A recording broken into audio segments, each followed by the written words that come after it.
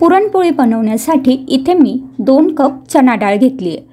ह्या कपाचं माप मी इथे घेतलं आहे। तुम्ही तुमच्या घरातील कोणतीही एखादी वाटी किंवा कप सेट करू शकतात। पुढील प्रोसेस सगळे त्याच कपाने मोजायची आहे। तर ही डाळ आपल्याला स्वच्छ निवडून घ्यायची। त्यात काही हिरवी डाळ असेल किंवा साल असलेली डाळ असेल तर ती काढून घ्यायची, नाहीतर ती डाळ व्यवस्थित शिजत नाही।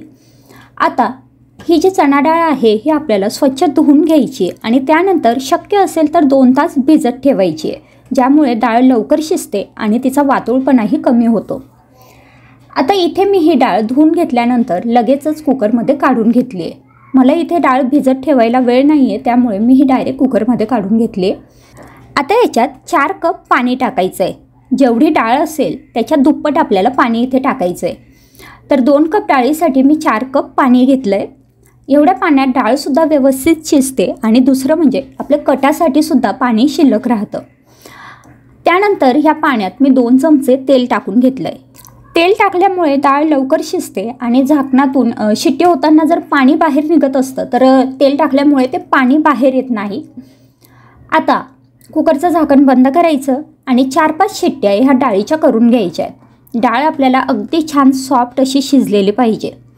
आता कुकरची वाफ पूर्ण निघाल्यानंतर मी झाकण उघडलं आणि हे पहा, अशी आपल्याला अगदी मऊसूद डाळ ही शिजवून घ्यायची आहे। डाळ अजिबात कच्ची राहायला नको, नाहीतर मग डाळीचं किंवा आपल्या पुरणाचं जे टेक्स्चर असतं ते व्यवस्थित येत नाही। आता ही शिजलेली डाळ मी एका चाळणीत काढून घेतली आहे, जेणेकरून त्यातलं पाणी सेपरेट होईल आणि हे जे पाणी आहे हे आपल्याला कटाच्या आमटीसाठी वापरता येईल। आता चाळणीत ही जी डाळ आता आपण काढून घेतली आहे ती डाळ आपल्याला बारीक करून घ्यायची आहे। तर चाळणीतूनच ही डाळ मी अशी बारीक करून घेते। त्यासाठी इथे मी असा गोल चमचा वापरला आहे। तुम्ही तुमच्याकडे जर पेला असेल, ग्लास असेल किंवा वाटी असेल त्याचाही वापर करू शकतात। ही डाळ गरम असतानाच आपल्याला अशी वाटून घ्यायची आहे। पुरण यंत्र जर तुमच्याकडे असेल तर त्याचा वापर करा, त्याच्याने सुद्धा ही डाळ छान वाटली जाते। आता बरेच जण ही डाळ आधी गूळ आणि साखर टाकून शिजवून घेतात, नंतर वाटतात, पण मग तसं केलं तर डाळ थोडी चिकट होते आणि ती वाटायला त्रास होतो। तर त्यामुळे ही डाळ मी आधीच वाटून घेतली आहे। आता वाटलेल्या डाळीमध्ये आपल्याला 1 कप साखर आणि 1 कप गूळ टाकून घ्यायचा आहे। जेवढी डाळीची क्वांटिटी होती म्हणजेच 2 कप, तेवढीच आपल्याला साखर आणि गूळ मिळून क्वांटिटी घ्यायची आहे। आता काही जण फक्त साखर वापरतात तर त्यांनी डायरेक्ट 2 कप साखर टाकायची आणि काही जण फक्त गूळ वापरतात तर त्यांनी डायरेक्ट 2 कप गूळ टाकायचा। गूळ थोडासा जास्त गोड असतो तर तो थोडा कमी वापरला तरी चालेल। आता ही गूळ आणि साखर मी या पुरणामध्ये छान मिक्स करून घेते। हे पहा, असं मिक्स करून घेतल्यानंतर आता मध्यम गॅसवरती मी हे पुरण शिजवून घेणार आहे। हे पुरण शिजवताना गॅसची फ्लेम लो किंवा मध्यम ठेवा। हाय फ्लेमवरती जर पुरण शिजवलं तर ते कढईला चिटकण्याची शक्यता असते। हे जे पुरण आहे हे आपल्याला मध्यम गॅसवरती सतत ढवळत असं शिजवून घ्यायचं आहे। पुरण शिजवताना जाडच कढई वापरायची। स्टीलची कढई जर वापरली तर बऱ्याचदा हे पुरण त्या कढईला चिटकतं आणि करपतं। तर आता हे पहा, पुरण मी इथे साधारण 7 ते 8 मिनटं मध्यम गॅसवर शिजवून घेतलं आहे। आता पुरण बऱ्यापैकी घट्ट झालेलं आहे। तर हे पुरण आता परफेक्ट शिजलं आहे हे कसं ओळखायचं, तर पुरण असं एका जागी सगळं गोळा करायचं, त्यानंतर त्यात असा चमचा उभा ठेवायचा। हा चमचा जर असा उभाच राहिला तर आपलं पुरण परफेक्ट शिजलं आहे असं समजायचं, आणि जर चमचा उभा ठेवल्यानंतर आडवा पडत असेल तर समजायचं पुरण अजून 2-3 मिनटं शिजवण्याची गरज आहे। आता या पुरणात मी अर्धा चमचा वेलची पावडर टाकून घेतली आहे आणि पुन्हा हे छान एकजीव करून घेतलं आहे। आता पुरण थंड होऊ द्यायचं आणि नंतर आपल्याला पुरणपोळी बनवायला घ्यायची आहे। तर जेव्हा आपण डाळ शिजत लावत असतो तर तेव्हाच आपल्याला कणिकसुद्धा मळून घ्यायची असते। मी इथे शूटमध्ये दाखवते, त्यामुळे मी ही कणिक पुरण झाल्यावर मळून घेते। तर आता इथे मी कणिक मळण्यासाठी 2 कप गव्हाचं पीठ घेतलं आहे। जेवढी डाळ घ्यायची तेवढंच आपल्याला गव्हाचं पीठही घ्यायचं आहे। तर हे गव्हाचं पीठ मी अगदी बारीक जी पिठीची चाळणी असते त्याच्याने चाळून घेते। ही चाळणी आपल्याकडे नसेल तर आपण एखाद्या कापडाने सुद्धा हे पीठ चाळून घेऊ शकतो, पण पुरणपोळीसाठी पीठ अगदी बारीक हवं। त्यानंतर याच्यात मी अर्धा चमचा मीठ टाकून घेतलं किंवा चवीपुरता मीठ टाकायचं। 2 चमचे तेल टाकून घेतलेलं आहे आणि आता हे सगळं छान एकजीव करून घेते। आता थोडं थोडं पाणी टाकायचं आणि आपल्याला याची कणिक मळून घ्यायची आहे। आपली जी रोजची चपातींची कणिक असते तशीच ही कणिक आपल्याला मळून घ्यायची आहे। खूप जास्त घट्टही नको आणि खूप जास्त सैलही नको. तर आता हे पहा, ही कणिक इथे मळून झालेली आहे. आता ही कणिक आपल्याला 5 मिनटं तरी छान मळून घ्यायची आहे. म्हणजे जेवढी कणिक चांगली मळली जाते तेवढ्या आपल्या ज्या पोळ्या आहेत त्या छान तयार होतात. तर कणिक मळत असताना आपण सुरुवातीला 2 चमचे तेल टाकलं होतं. आता पुन्हा मी इथे 1 चमचा तेल टाकून घेतलं आहे आणि तेल टाकल्यानंतर 2-3 मिनटं ही कणिक अशी छान मळून घेतली आहे. हे पहा, आता आपली कणिक इथे मळून झालेली आहे. आता ही कणिक आपल्याला सेट होण्यासाठी ठेवायची आहे. तर साधारण 15 मिनटं ही कणिक आपल्याला अशी सेट होऊ द्यायची आहे. पण ही आपल्याला झाकून ठेवायची आहे.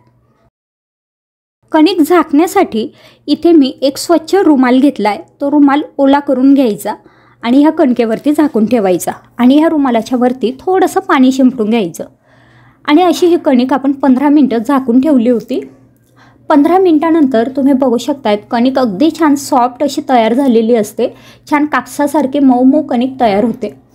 त्यानंतर पुन्हा मी याच्यात 2 चमचे तेल टाकून घेतलं आहे. म्हणजे सुरुवातीपासून तर आतापर्यंत आपण ह्या कणकेमध्ये साधारण 4 ते 5 चमचे, आपला जो पोहे खाण्याचा चमचा असतो छोटा चमचा, ते 4-5 चमचे तेल मी इथे टाकून घेतलं आहे. तेल टाकल्यानंतर 5 मिनटं कणिक मळून घेतली, पुन्हा रुमालाने झाकून ठेवली. आता ह्याच्यातून आपल्याला लागेल तसा गोळा काढून आपल्याला पोळी बनवायची आहे. पुरणपोळी बनवण्यासाठी पोळपाटाला मी एक सुती रुमाल बांधून घेतला आहे. यामुळे पोळी छान पातळ लाटता येते आणि पोळपाटाला चिकटतही नाही. आता इथे आपण जी कणिक मळून घेतली होती त्याचा एक छोटा गोळा घेतला. त्या गोळ्याला ह्या पद्धतीने थोडंसं तेल लावून असं आतल्या बाजूने मळून घ्यायचं.